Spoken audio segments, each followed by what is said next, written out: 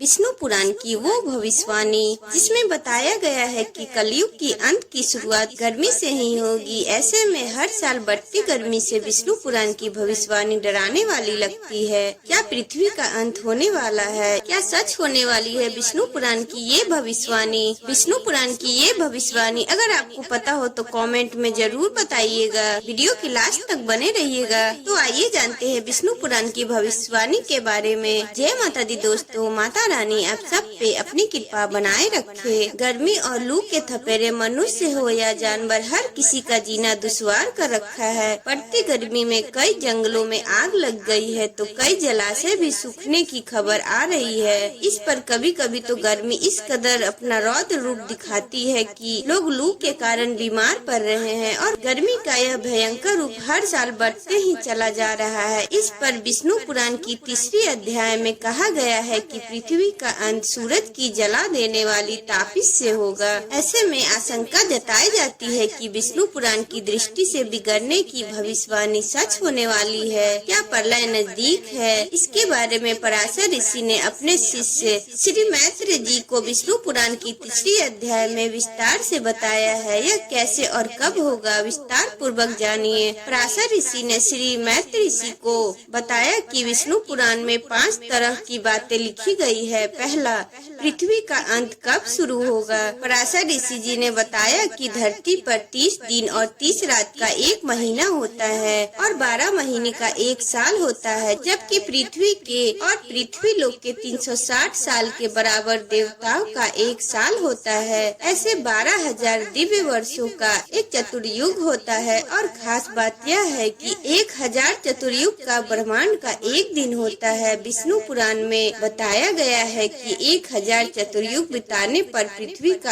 अंत शुरू होने लगेगा। जब लोग कमजोर होने लगेंगे पृथ्वी पर करीब 100 साल तक सूखा पड़ेगा और ऐसे में कमजोर लोग सूखे से पीड़ित होकर अपने अंत की ओर बढ़ने लगेंगे। दूसरा, सूर्य की किरण पृथ्वी को भस्म कर देगी। इसके बाद भगवान विष्णु संसार को अपने में लीन करने के लिए सूर्य की 7 किरणों में स्थित होंगे और पृथ्वी का सारा पानी सोख लेंगे। इससे न सिर्फ पृथ्वी बल्कि विभिन्न पाताल भी सूख कर परलोक झेलेंगे। तब विष्णु के प्रभाव में आकर जलपान से सूर्य की 7 किरणें 7 सूरज हो जाएंगी। इसके बाद वे अपने प्रकाश से तीनों लोकों को भस्म कर देगी। तब यह पृथ्वी कछुए की पीठ की तरह कठोर हो जाएगी। यही नहीं, श्री हरि विष्णु शेषनाग के मुख से नीचे से पातालों को जलाएंगे, फिर स्वर्ग लोक भी जला देंगे। इससे परलोक की चाह करने वाली जन ऋषि मुनियों के महलोक में चले जाएंगे, लेकिन इसके बाद वहाँ भी अग्नि का प्रकोप होगा। इससे वे जल लोक चले जाएंगे। फिर भगवान विष्णु पूरे संसार को जला देंगे। तीसरा ऋषि ने बताया ब्रह्मांड के युग का अंत कैसे होगा। भगवान विष्णु इसके बाद खतरनाक तरीके से बिजली गिराएंगे और बड़े बड़े घंघोर बादल आकाश में उठेंगे। अलग अलग रंग और रूप वाले ये बादल पृथ्वी पर इस तरह घंघोर